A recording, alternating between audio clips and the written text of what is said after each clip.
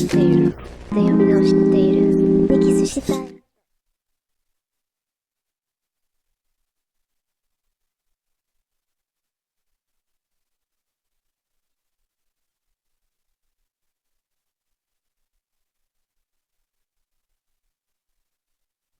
Get their hands dirty.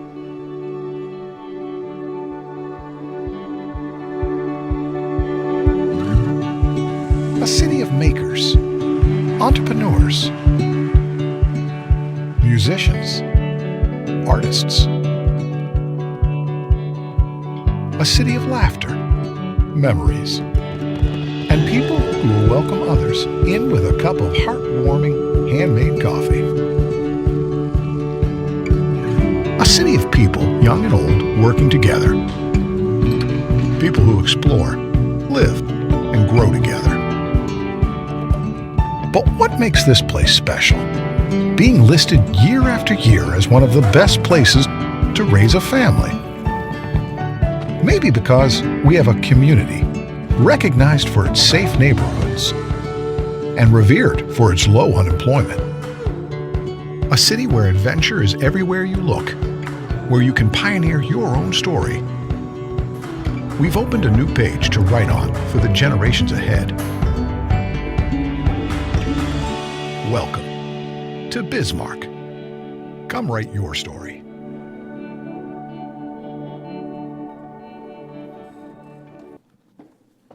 Hello and good morning, 1 Million Cups. There we go. Thanks, Adam. Hi, everybody, and welcome. My name is Laiken Aune. I'm Program Director at the North Dakota Women's Business Center, and I'm going to be your MC today. You are in for a real treat. You know when Tyler wears a sweater vest? Something very special is about to happen. So we'll hear from Tyler Demars a little bit later. If you're expecting someone else, sorry, we're pinch hitting today, so we had a little bit of a schedule change. I will walk you through some housekeeping before we get started. How many first-timers here today? Awesome, there's a couple of you. So we are driven nationally by the Kauffman Foundation, and they ask that we download this app so we can check in and track attendance so they know what's happening in our area and can better serve you as a community, as entrepreneurs, et cetera, et cetera. So if you haven't done that yet, go to your Google Play Store or your App Store, download that app, and check in. We do have a couple of smaller bills, so thanks to our sponsors here who allow us to volunteer our time, who donate financially, who show up week to week. So if you see any of these people, give them an elbow, maybe a little wink if you're into that kind of thing, and say thank you. What is 1 Million Cups? So 1 Million Cups is a free weekly program that gives local businesses, organizations, nonprofits, et cetera, the opportunity to pitch their idea on stage, share their information, and then gain feedback from you. And the question that we ask here is, can we change the face of our startup community over 1 million cups of coffee? We think that's true because we've been doing this now for 6 years. 8 years. Been doing it for 8 years. Keep coming. Okay, so afterwards, after Tyler's incredible presentation, which is going to leave you all in awe, we'll have a Q&A. We'll have a Q&A session. We'll pass this mic around, this big orange cup. If you don't want to handle the cup and you want to ask your questions online, you can do that on Twitter using the hashtag 1MCND, or you can do it in the Facebook feed. And our friend Sarah, whom I found out was just accepted into the Rome program. Give her a round of applause. Yeah, Sarah. She'll ask that question on your behalf. So she's monitoring social media for us today. We also offer community announcements. Typically, the Women's Business Center carries a majority of them, sorry. But if there are any from those in attendance, we don't need a slide. You don't need a slide. Feel free to come on down, grab the mic, and share what you have to offer. Nope, just me. Okay. Cool. So like I mentioned, Women's Business Center, we always have events happening for the community, for entrepreneurs, specifically women. It is She Starts Week this week. So Female Entrepreneurship Week, we're celebrating the 20th through the 24th with a variety of hybrid, virtual, in-person events. The in-person events are taking place in Fargo, but the hybrid and the virtual events are open for everybody, and you can find that schedule online at shestartsweek.com. Big news item, however, is our Women's Business Summit coming October 28th to the Heritage Center. There's going to be 2 keynotes in the main program, 4 breakout sessions, and then we also offer kind of a bonus networking session in the evening where we honor 2 women, Female Entrepreneur of the Year and Woman of Impact of the Year. And then we also will recognize our Women's Leadership Program graduates at the Wine, Women, and Chocolate Awards reception. So there is a ton of networking, connection, learning that happens at the Women's Business Summit. Highly encourage you to get your tickets online at ndwbc.com/events or on Eventbrite. All right, Tyler, you were born for this. Are you ready? Our presenter today is the bus driver of the 1MC organizing team, Tyler Demars. He is now the Specialty Services Director at the SBDC, and you can find more about him and the rest of the SBA resource partners at the websites listed below. Tyler, take it away. Thank you, Laiken. All right. Good morning, everybody. Good to see everybody from the stage today. I've been up in the tech booth a lot lately, and it's nice to be facing you guys this morning. So, like Laiken said, we had trouble getting a speaker committed this week, so we brought in the B squad, brought in the lefty, went to the bullpen, and had a pinch hitter today. So, what I wanted to do is we have a number of free resources available to entrepreneurs and existing businesses in North Dakota through the SBA Resource Partner Network. Those resources are right here. The 3 primary ones, and if I'm forgetting or if I'm not recognizing anybody else, I apologize, but our primary ones are the North Dakota SBDC, Small Business Development Centers, the North Dakota Women's Business Center based in Bismarck here, but they also have a satellite office in Fargo, and then our SCORE mentorship network that are active across the state, looking at retired business professionals who are mentoring folks for free, which is great.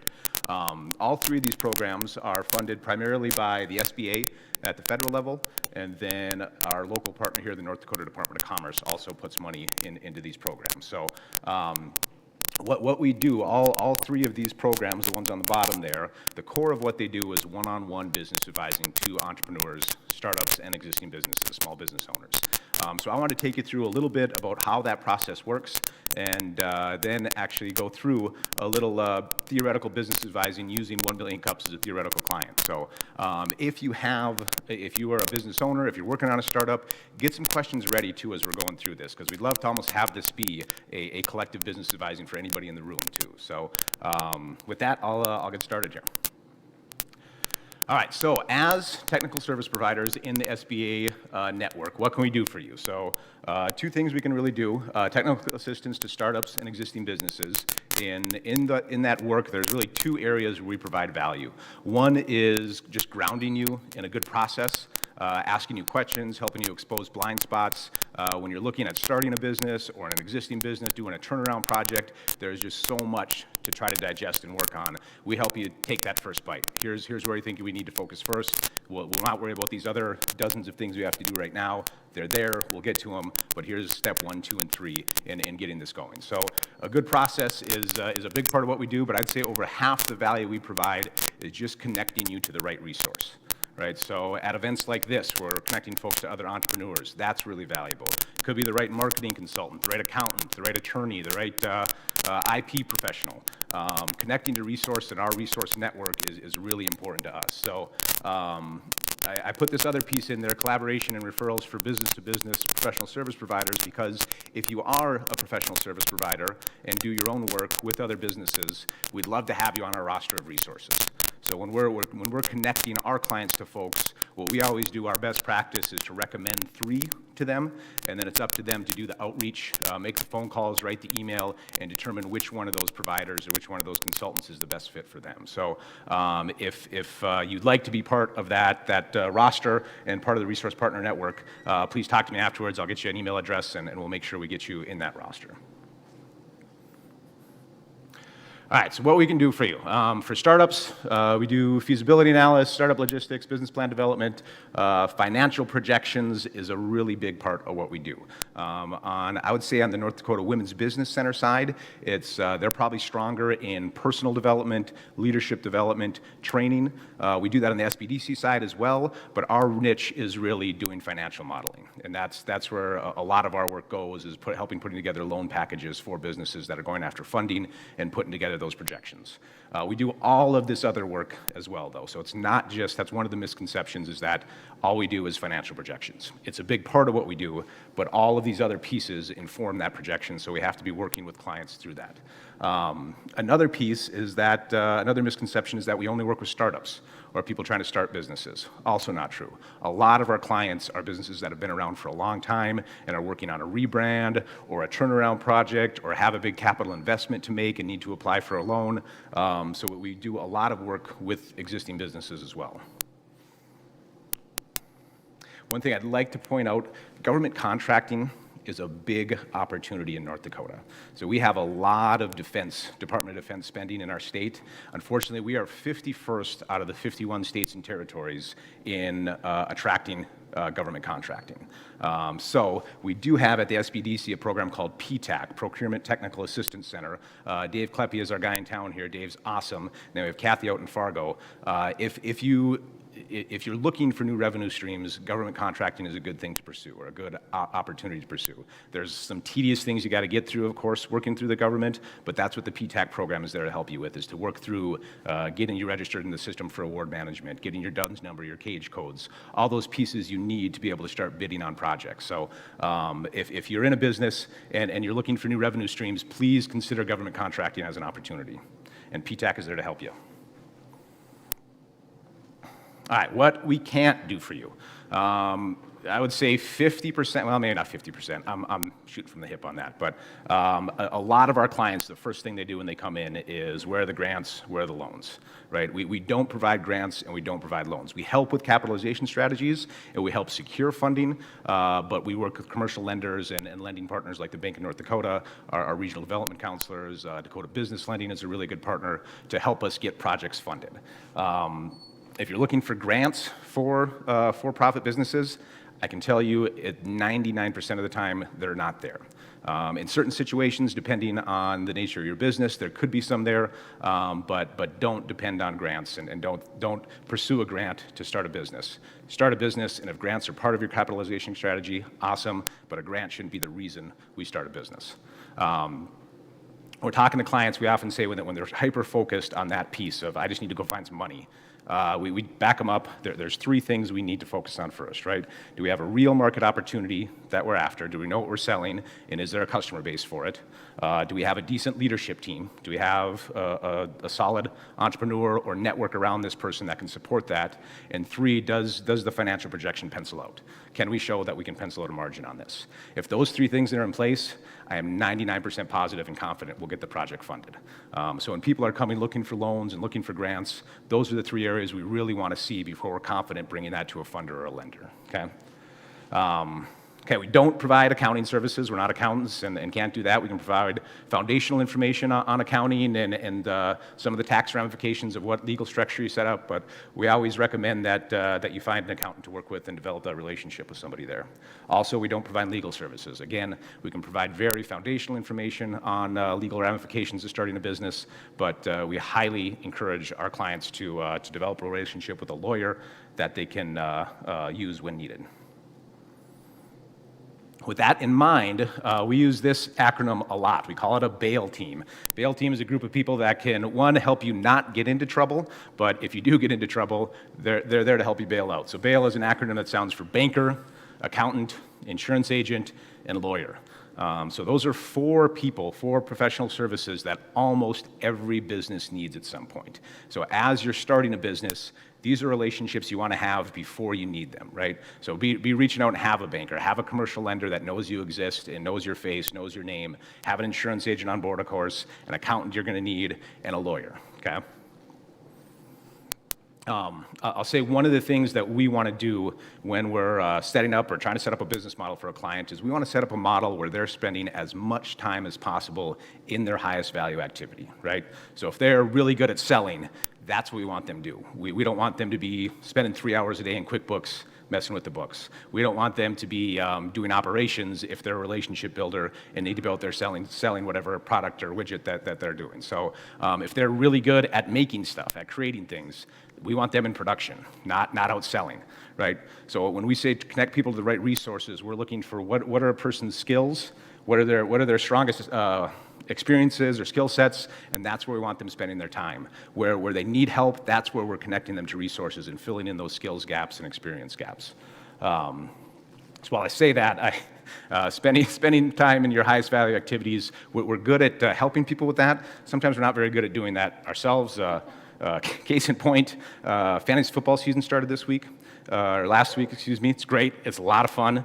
Not a very high value use of my time, right? I told myself this year that I was going to get down to 2 leagues because I was in 3 leagues last year. I'm in 4 leagues this year. So didn't failed on that one. Not a very high value use of my time, but it's a lot of fun. And unfortunately, my son is now starting his 2nd league, so I got him into it now too. But I guess it's how you determine value is the question there. But all right, so our process, when we talk about grounding folks in a good process, there are kind of 4 buckets we talk about in starting a business, and it's these 4 right here. The first is your value proposition. Do you know what you're selling, and do you know who you're selling it to, right? Does it have value? Do your customers know what they're paying for, right? The first thing we want to see a business do is do one thing well.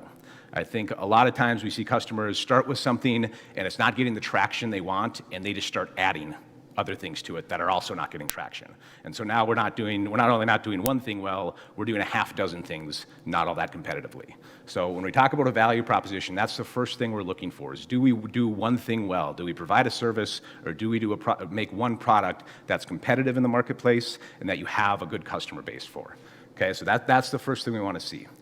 Second thing, we're looking at market strategy, so defining your customer segments, defining the geographic footprint to your market. How are you reaching those customers? Who's your competition in that space? The market strategy is sometimes more art than science because that's got to inform your financial projection at some point. But a lot of times what we'll ask folks to do when they're looking at, all right, how do I know if this will be successful? If you can find a similar concept in a similar market to yours, and if it's a retail space seeing, all right, how much revenue per square foot are they generating? I think that's a good way to say, all right, here's a reasonable assumption we can use to say, all right, we think we can generate that much revenue as well because it's a similar concept, we're going to do it well, and it's a similar market. So one thing that we have at the SBDC and at the Women's Business Center and SCORE are a number of different databases that have that market information out there. So we have paid subscriptions to a lot of those databases. So if you're looking for a similar market in terms of size and demographics, we can find that for you, and that's really useful in doing your market research. So that's one thing I'd recommend. If you're having a hard time, whether it's an existing business and doing a 3-year projection, saying, all right, how much revenue I'm going to have at the end of year 2, that's a really good tool we have for you that can help with that. So market strategy is one. Operation strategy is the next. So that's what physical property, equipment, processes, policies do you need in place to execute on whatever product or service you're selling. So just looking at what's the capital investment needed to get this off the ground, and then what does our operations look like, and do we have the people on board that can execute on that. So on some reasonable confidence there. And then the last piece is the financial strategy. So putting together a 3-year, 5-year pro forma, putting in all the startup costs, seeing how long are we going to be losing money. Okay, every business loses money for at least a year, almost every business. Most businesses don't start positive cash flow till well into year 2 or 3. So we're going to need potentially 24 months of cash on hand to make up for that gap before we start our positive cash flow.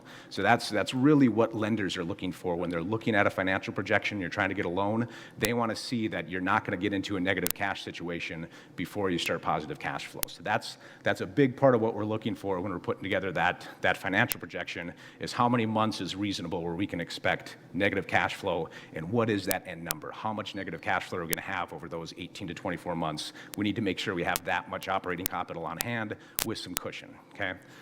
So that's something we can help with as well, and we're pretty good at it, so. All right, some of our tools that we use. So we have all the templates. We have, well, anytime you Google some templates, you go down a rabbit hole, and I don't know if you're like me, I'll Google for one thing, and 10 minutes later, I'll have 15 tabs up on the top of my browser, and I'm not using one of them. I'm just finding more. So we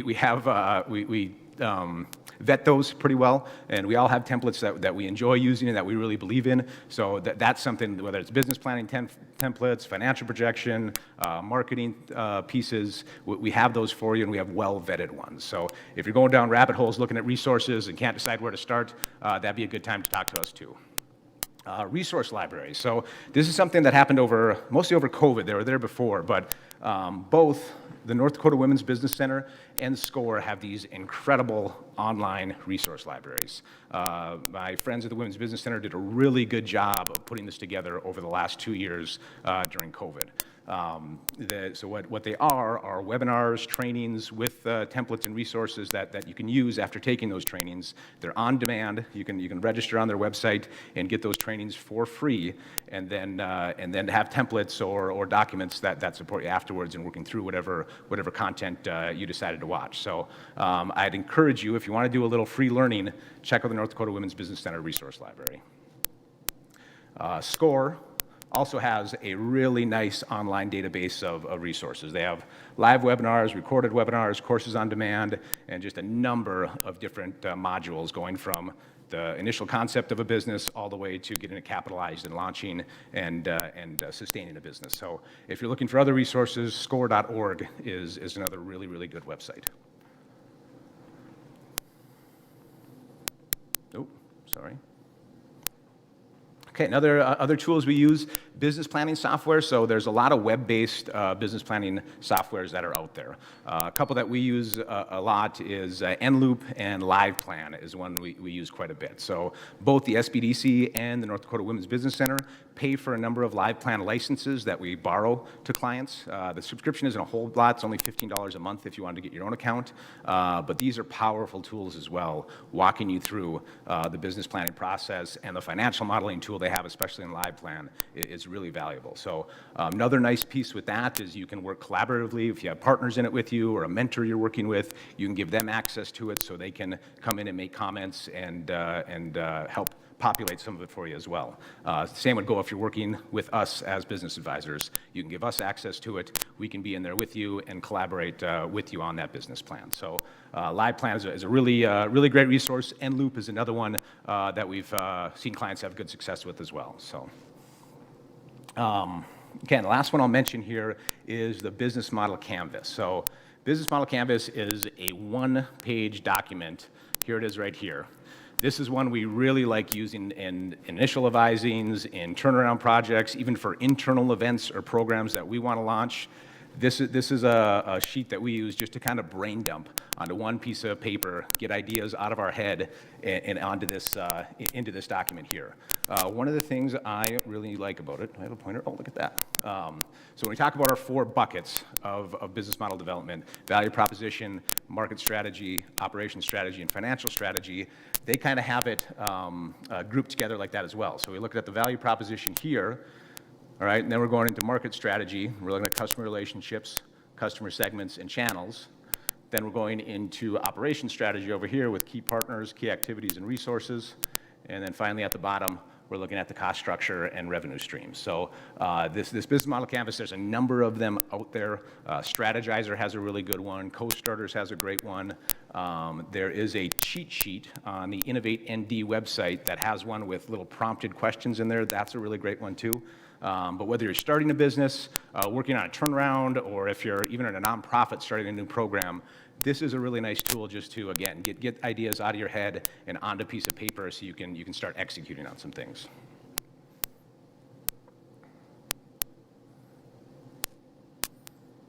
Okay, so when you look at, one thing we're going to discuss today is kind of going through a little business advising with 1 Million Cups as a theoretical client, right? So when you look at the value proposition of 1 Million Cups, a lot of you have been here many times. I bet you know where we're going with this, especially since I've already showed you the next slide. But so the value proposition of 1 Million Cups is this. 1MC is a free weekly program, gives local businesses the opportunity to pitch their idea and engage their community for advice and feedback. And ultimately, what we're after is trying to change the face of our startup community by connecting local entrepreneurs over 1 million cups of coffee. Now, I'll admit this 1 million cups might not be a great theoretical client for this. That's why I'd like you to be thinking about questions you have for your own businesses or for how we work with businesses. One of the not issues, but one of the dynamics with 1 Million Cups or any nonprofit or mission-driven organization is the different stakeholders you have, right? So who you're selling to isn't ultimately your customer, right? So for 1 Million Cups, our customers are entrepreneurs in our community. Our folks we're putting on stage, trying to give them the best chance to succeed. That's who we're serving, right? But our stakeholders are also you, of course. You're our customers as well. We want more people in this theater every week because that helps our entrepreneurs more. The more engagement they have, the more community they have supporting them. And then, of course, we have funders, too. We always talk about our sponsors at the beginning of the program that fund us, and those are our customers as well. So we kind of have 3 different customer groups with 1 Million Cups that's driving that value proposition, right? I'm guessing a lot of businesses have different stakeholder groups that maybe not the exact same dynamic, but you have a core customer segment and then other stakeholder groups you have to work with as well. So when we're looking at customer segments, that's exactly what we're talking about, right? So for 1 Million Cups, we have our entrepreneurs we're putting on stage. We have you folks in the audience who we love having here and who help our entrepreneurs with us. And then, of course, we have our sponsors that are actually giving us some dollars to run this program.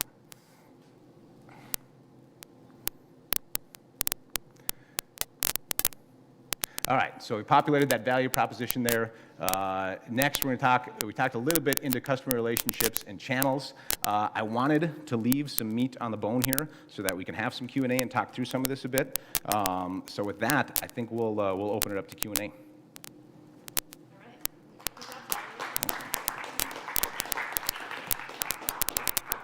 I told you it was going to be special.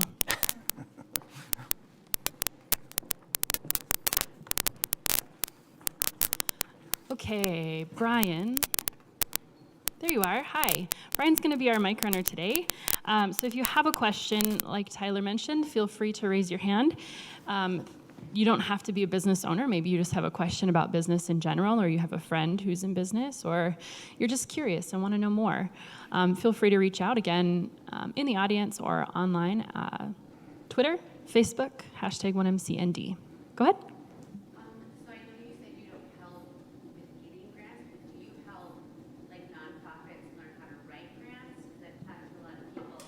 Looking at starting a nonprofit, and that's like the one thing that everybody that I've talked to that has started a nonprofit says is really scary and hard to do. So do you help people learn how to write grants?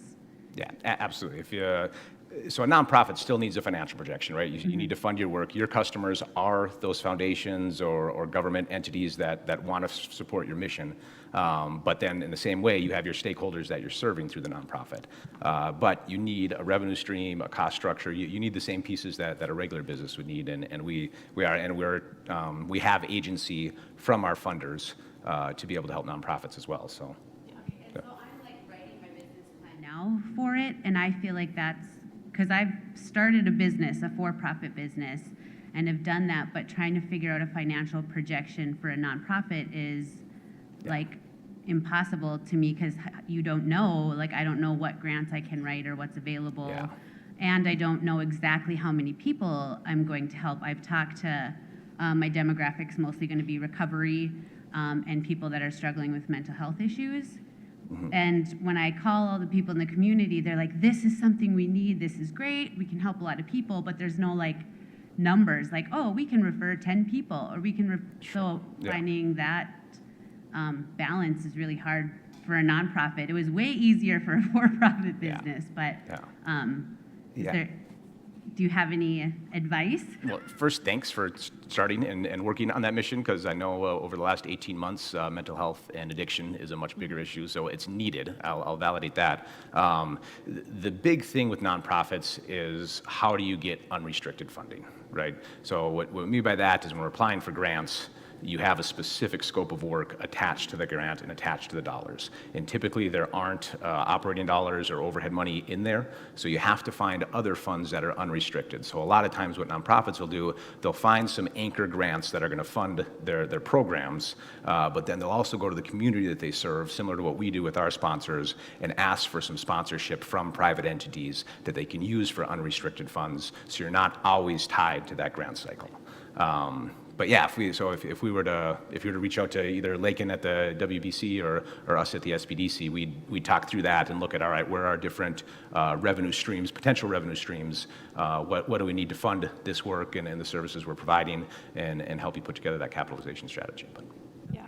no. I would just echo his sentiment in that funding structures for nonprofits are complicated at best.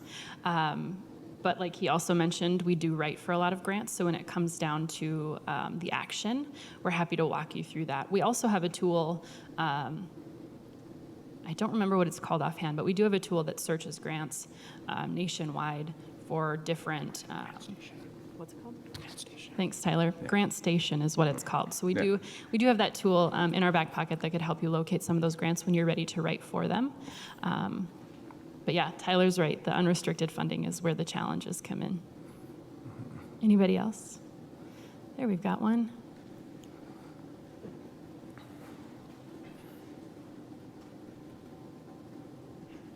Morning, David. Morning, Tyler. Yeah. Thanks for your presentation today. So you mentioned 3 or 4 things that if you can check certain boxes, you feel really good about being able to get a business funding that it needs. Is there typically restrictions on how that can be spent? I guess I'm thinking specifically about someone starting a new business. They need to pay themselves. Is there funding for that sort of thing when they're right up front, or? Yeah, so that's, when you make that leap, when you jump from whether you have a full-time gig and you're pulling the trigger on actually I'm full-time into this now, that's the scariest decision to make, right? Because now you have to pay yourself, right? So we talk through that process with clients of when is it appropriate, when's the right time to make that jump. And that's something that when we're going through the financial projection or financial modeling process, we'll look at cash flow every month and say, all right, here's a month where you could pull a $3,000 salary, or you could take a drawdown of this much. The other way we can do that, of course, is to build, assuming that there's collateral in this. It's hard to fund operating dollars, right? Without some kind of collateral, some kind of guarantee. Most of our clients don't have either the personal net worth to guarantee a loan or collateral that they can put against it. So that's the trick between the Bank of North Dakota, the SBA programs that are out there, the different lending programs we have that are there, it's usually a piecemeal where we have 3 or 4 different lenders in on a project like that, where there's not a lot of collateral and there's not a personal guarantee, but it makes it especially difficult in those projects to fund operating dollars and salary. So that's the challenge we have there. So typically we're going through it, all right, at month 6, here's what we think we're going to hit in revenue, and now that's your carrot, right? When I can make the jump at month 6 when I have this much revenue, I got to go get those sales, right? So that's typically how we manage that. But if there is, if you can put a personal guarantee on it and you're willing to, it's much easier to fund those operating dollars. I hope that answers your question. Yeah. Anybody else? Kenzie's got one. You gotta run, Brian. I'm kidding. I'm kidding. Thank you. Hey, Tyler, what do you think holds people back the most when starting a business? I guess that you see. Is it the mental side? Is it the financial side? What is that? Security. It's it. I recently made a career shift, and I had some private sector opportunities and some opportunities in startups, and I just couldn't pull the trigger because there were other opportunities that were, for lack of a better term, safer and more stable. So I think security is the biggest thing. And I think I'd say the other thing is lack of resources too. Our most successful clients are folks that show up at events like 1 Million Cups, that just show up, right? Make connections, get out there, be willing to learn. If you're not coachable in some way, if you're not wanting a mentor or mentorship, you're likely not going to get that business off the ground unless you already have those skill sets and experience and you're a seasoned entrepreneur. So I'd say those are the two biggest things: is security, of course, financial security, but then just not pursuing it in a way where you're networking and building relationships and finding the resources you need. Good question. I would add, from what we see at the Women's Business Center, is confidence and then validation. So that's why we focus on programs like our Women's Leadership Program, Core Women, and some of those personal and professional development opportunities for women to just help boost their confidence. And of course, I'm not putting everybody in that box. Not everybody is the same, but overall, that's what we've learned is kind of the biggest barrier is the confidence issue. And I suppose that ties into safety and security as well. Yeah. Kate? Whoa. Hello. Okay. Hi, Mike. That was the plate in my head, probably. Where do you kind of see real estate in the line of starting a business? A lot of times, what we see is someone's like looking for spaces before they even have something together. So they're like, "Oh, that's a great space. I'm gonna grab that," and like, rewind. Let's figure out if you actually have a business that you could put in that space. So where do you see that kind of in the timeline, maybe? And let's just say it's either retail or walk-in kind of a business, not necessarily office, but. Yeah, so it's a good question. This is much more art than science, right? Depending on your situation, if you're cash heavy and can hold a place for a year before you're going to be in it, not ideal, but if you're not going to be able to get it later and can afford to pay that rent without generating revenue for a year, then you can, and you really like that spot. But we look at those 4 buckets: value proposition, market analysis, operations, and financial feasibility. You're going to be looking at spaces, but I think until you're deep into that financial strategy piece, one, we can't do that piece without a theoretical space that we're looking at, because we need to know what's the leasehold improvements, the build-out cost going to be. We need to know what your rent or your purchase and mortgage is going to be. So I would, ideally, it's when we're in that operations strategy piece and getting into financial modeling. But I got to say, yesterday I had probably the proudest moment I've ever had with a client. It's a gal I've been working with for 3 years now, and they have a space. They're signing a purchase agreement this month, and I'm talking through with her all the other things. All right, let's look at, you need this person. We got to talk to this person. Do you have your marketing strategy done? Your branding? Every piece she had hit on. She had all the relationships in place. They are ready to pull the trigger on this as soon as they can get that purchase agreement signed. And that's what I'd say is that when you're at that point, make sure we talk about that bail team and the different relationships you have to have those in place, because inevitably there's going to be delays. You got to build contingency budgets into any build out that you do, and the longer you have to wait on those things, the more it's going to cost you, and the less liquid you're going to be at startup. So I think, to answer your question directly, someplace between operations and financial modeling, but make sure when you're at that point that you have all those relationships in place that you need, so that when you pull the trigger on that purchase agreement and you start paying for that space, you're opening as soon as possible.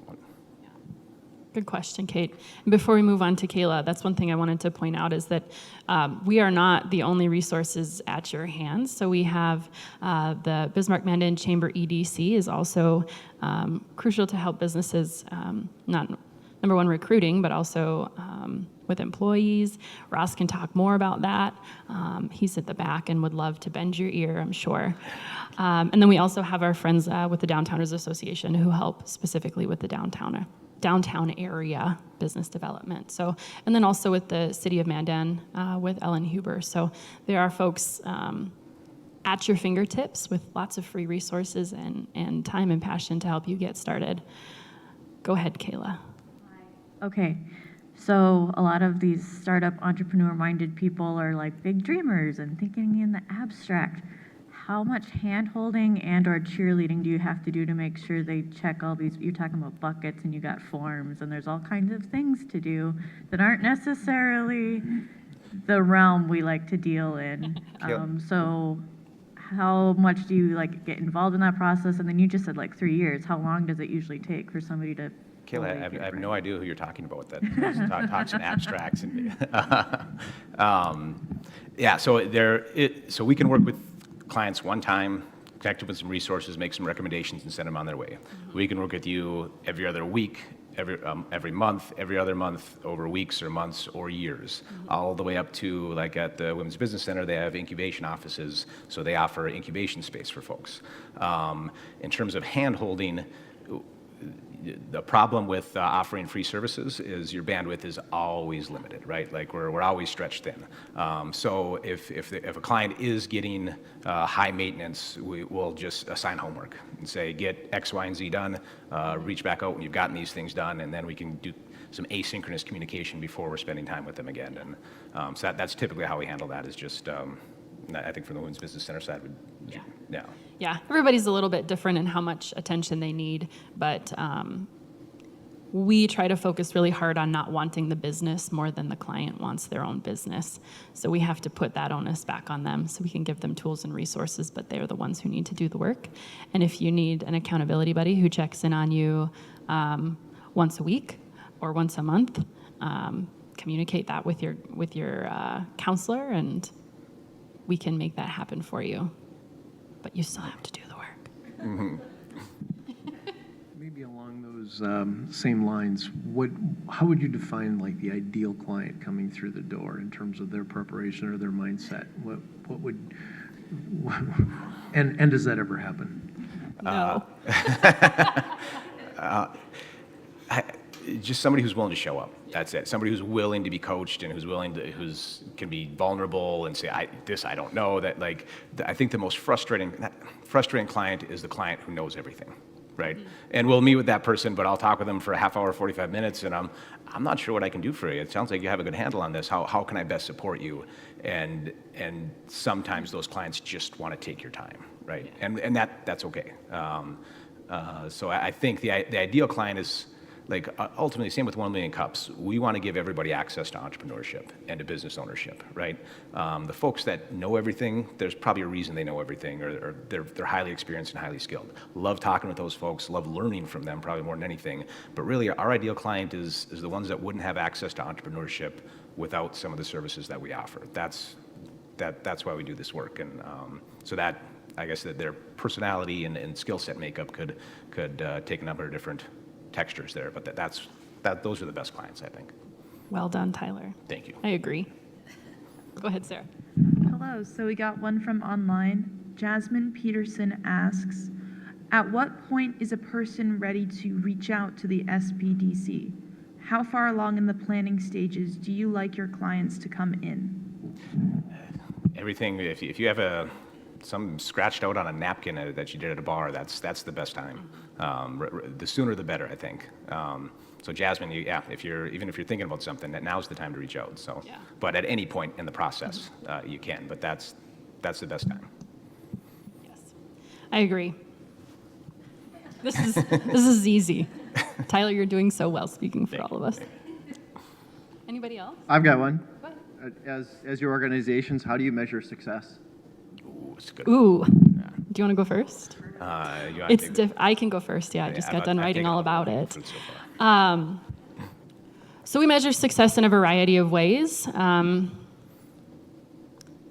the metrics side, we are both SBA partners. I'll let Tyler talk about their metrics specifically, but we are given a list of deliverables that we need to meet from the SBA. So for us, we need to, as of last year, have met with 662 individual people throughout the year, which is why we focus a lot on group trainings. And if you've ever attended one of our trainings and filled out we call them 641 forms, but if it's, are you in business? How much money do you make in business? What's your race, gender, et cetera, it's because we have to ask those questions through the SBA. It's not because we want to take up all of your time, but we have to do that in order to meet our goals and continue to receive the funding that allows us to do the jobs that we do. So that's one way. We also measure new business starts and then access to capital. So how many of the folks that we have counseled in some way have accessed funding. They've also started to ask us to measure the amount of jobs that have been affected as well. So that's one way that we measure them. We also measure by repeat customers, how many folks come back to our events again and again and again, even though we can't count them. So we are volume of people focused through the SBA. Yeah, so ours on the SBDC side, number of clients matters. It's a little farther down on the priority list. The big thing the SBA wants to see from us is capital investment. So how many loans, how much VC investment are we getting in the businesses that we're helping our clients with? So that's the crown jewel of what we're after is how much startup capital can we bring into small businesses in North Dakota? Beyond that, it's full-time employment generation, so FTEs. They're looking for that as well, and then of course number of clients and number of client hours that we're actually working. They don't want to see us doing admin and focus work 20 hours a week. They want over half your time should be with clients, and so those are how we measure success and how we continue to get funded.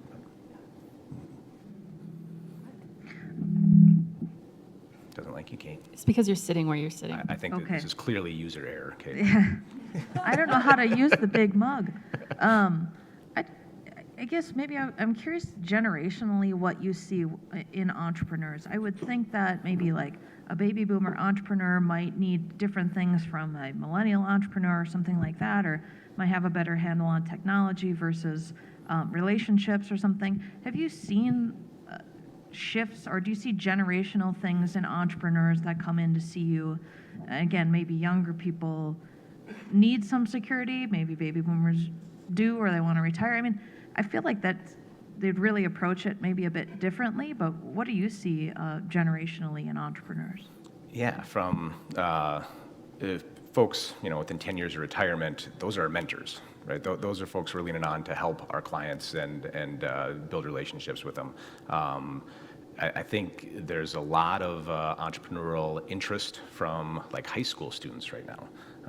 We have some really good programs like Junior Achievement of the Upper Midwest, of course, DECA, FBLA, that Immersion Prairie, the NICE Center, in Fargo has a big goal of introducing entrepreneurship to 95% of high school students, and there's a lot of traction behind that. I think with where I see this going and how we've kind of gone way over the line on higher ed costs, education's important, it's valuable, but I think there's so much, there's a shift, COVID-related, technology-related, in how we're learning. And so I think kids are looking at, well, why do I want to go spend 25 grand a year on college when I could just go to get involved in a startup, learn some hands-on business skills, and start something on my own? Plus, a lot of these kids are brilliant technology-wise. Like they just absorb the stuff and learn it so quickly. So I think that's one trend we're seeing and that we're excited about, that kids are getting into entrepreneurship and looking at starting a business sooner.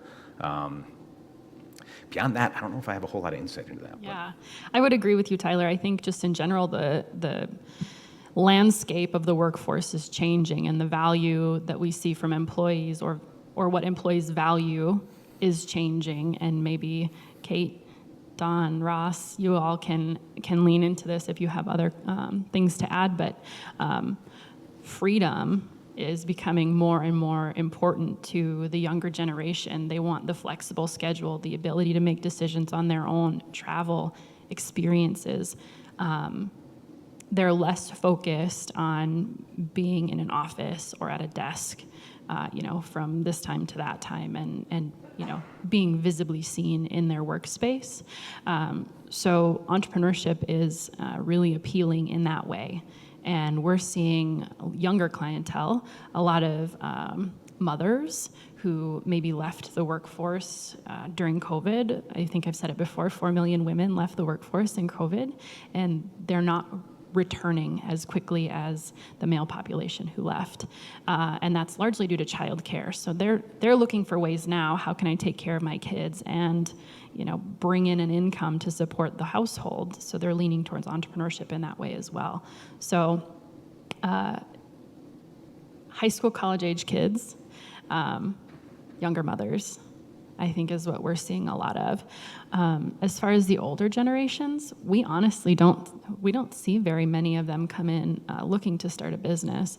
I can't speak to why that is, just because we don't have experience with that age group. But I think the one trend that's emerging in that space is intrapreneurship.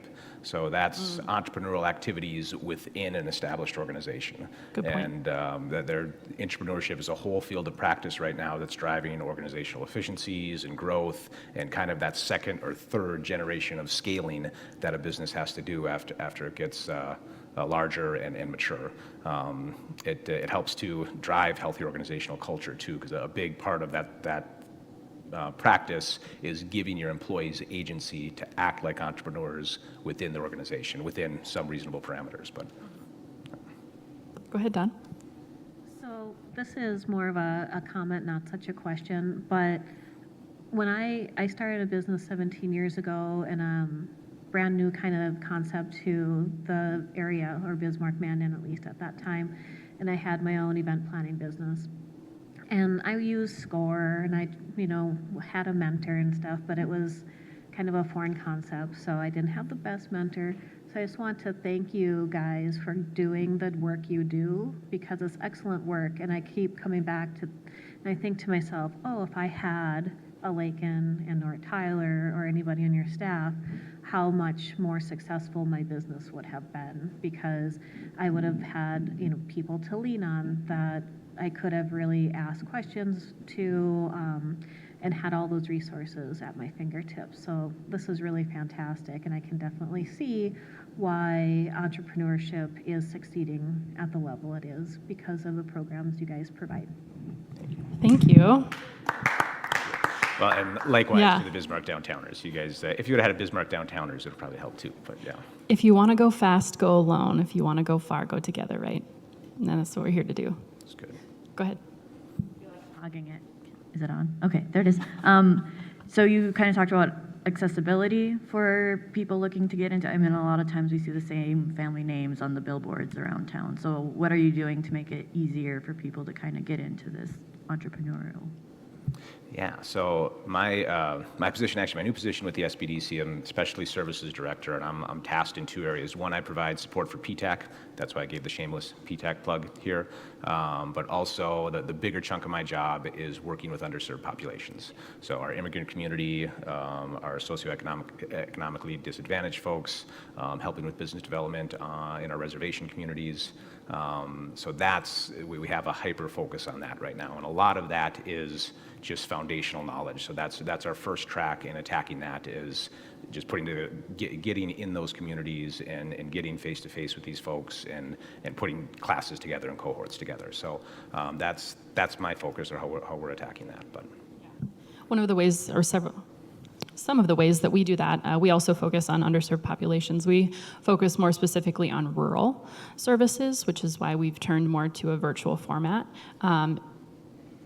In doing some of that, though, we learned that in many spots on our reservations, they don't even have access to reliable internet, so they can't take in our services in that way. So we're looking for other options that we can help serve the folks on the reservations, as well as maybe remote rural populations as well.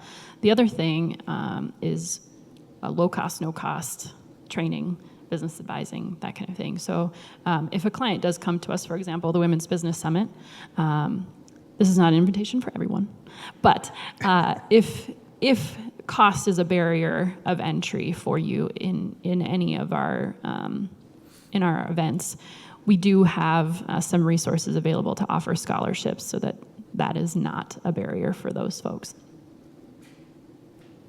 Sarah? We got another one from online. It's less of a question and more of a comment, but Tanya Jo Underdahl Smith says, "Thank you for such a great session and sharing these helpful resources. You two are amazing, and we appreciate all that you do." Thank you, Thanks, Tanya. She's Tanya. great. Tanya is amazing too. Yeah. Yeah, we like her. We didn't even pay her to say that. Anybody else? Okay. Great resources. I'm sure you guys have a lot of examples of someone coming in, all got a passion, but you look at the business plan and there's no way it's going to work. So how do you tell them to go down a different path, or nice thing to tell them to Yeah. Okay, the mic wasn't working for our online audience. He asked, how do you tell someone that their business isn't a viable option in the event you discover that it's not? For us, something that we tell our staff is that you can never tell a person their baby is ugly. But what we do is encourage them instead to maybe do more research so they can approach that decision on their own. Yeah, I think it's right. It's not our job to tell you your idea is bad or not. It's our job to make sure you followed a good process and we've exposed every blind spot you have. So in this instance, where are the blind spots here and what questions do we need to make sure are answered? If they have money and they want to start it and they have a check they can write themselves, we can't do anything about it. But if they're going after funding, we know this isn't going to get funded unless these questions are answered. So that's that's the approach we take. Yeah. So it's not our job to be their friends, but it is our job to make sure that we're asking the right questions and being that sounding board that they need. We're also then there to support them if they decide their original idea is not viable, then to pivot and maybe go down a different route and help them explore those options as well. And with that, I think we have time for our final question. I just realized how silly this might be. Go ahead. Well, it is kind of backwards. It's reverse. Yeah. It's been fun to hear how you all help the community, the small business community, the entrepreneurial community. But with that said, how can Bismarck, Mannion, and 1 Million Cups community support you? Yeah. Great question. Tyler, do you want to go first? Do you want me to? Yeah, No, well, I was just being polite. I can go first. Yeah, you go ahead. I've taken Okay. I've taken it. For us, the greatest compliment is a referral. So refer your friends if they're trying to start businesses or if they are entrepreneurially minded, even just curious about services we offer. Send them to our website. Send them to one of our programs, one of our events. Those are, regardless if we're hosting for 25 or 225, it's the same amount of work. So we would love to see those audiences grow and expand so that our ripple effect just gets wider and wider and wider. Something you may not know, we are a statewide resource. So Tyler mentioned we've got a satellite office in Fargo. So my territory is actually Bismarck West, and then our Fargo cohort is responsible for the rest of the state out east. So we have a lot of territory to cover. Word of mouth is incredible, like Tyler mentioned. Unrestricted funding is the challenge. So if you want to give us some dollars, we'll take them from you. But also marketing then is, we're not able to have that as a higher priority. So spreading the word is done either through a program or through physical outreach. Yeah. So tell people, tell your friends, come to our events. Good answer. I would echo what Laiken said, and the other thing I'd say, our biggest challenge, we're offering free services. So we're always stretched thin. We're always trying to look for how can we do more with our bandwidth. The best way I've found to do that is programs like this, where we're getting a community behind supporting entrepreneurs in Bismarck, Mandan, and North Dakota. So keep coming here. Appreciate seeing you guys here all the time. And for the new folks that are here, please come back and engage. If you have a skill set, or if you see somebody trying to start a business, just reach out to them. Try, be a mentor. That's ultimately what we are, what we're paid mentors, which is great. But those, I think, even for you, there's such a benefit to mentorship, to step in and help somebody out. I promise you will get a nice ROI on that investment of time. I hope you get an ROI on your investment of time here at 1 Million Cups Wednesday mornings. So that would be my biggest ask, is to keep showing up here and engage. Ask if you can help, lend a hand. Reach out to us if you are a professional service provider and are doing business-to-business services. Get on our roster of resources. There are areas where we need more folks. Legal help is one. It's not expected that you're going to do things for free for our clients, but the more resources we can offer our clients, the better chance they're going to have at finding one that's a good fit for them. So, yeah, that'd be it. And then of course, like Laiken said, well said, a referral is the best compliment. So if you know anybody, or if you yourself are trying to start a business or want help with your existing business, come our way, or let folks know we're here. One thing I'll add, just one more thing before we go, is we are called the Women's Business Center, but we counsel everyone. So if you're maybe questioning, do I start with the SBDC or do I go to the Women's Business Center? How do I know which one is right for me? Ultimately, we offer similar services, but what we tell our folks is to go to both, because we might have more knowledge in maybe marketing or more strategy, and Tyler might be great, is great at financial projections. So for our clients who need more help in that way, we say, go see our friends at the SBDC. They have a special tool. They now have Tyler, who is an even more special tool. It's the sweater vest. That was intentional. Good job. It was indeed, yeah. That was a play. So try them both and score. You never know which one is going to fit you best.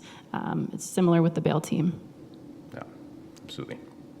That's it. One last thing I'd say. SBDC, we have folks across the state. So we have Nicole in Grand Forks, Sandy in Devil's Lake, Mary Beth in Minot, Keith has amazing hair. He's a really good bowler. He's an awesome guy. He's in Watford City. We got Paul in Fargo, Laura in Bowman. So we have people all over the state that do what Laiken and I do, and just like Christy and Kayla in Fargo as well. So yeah. And one last thing. I'm kidding. That's it. Adam, could you advance the slide for us, please? So we can see what's next. Oh, I don't know if just kidding. If you want to apply to present and share the spotlight up here, you can do so at 1millioncups.com/BisMan. Otherwise, thanks for sitting through our presentation. Our friends from the Downtowners, Ross is still here. We'll stick around for a while if you have other questions. If not, reach out online and we'll see you next week. Thanks, everybody. All right. Good work, friend. Oh, I'm still on.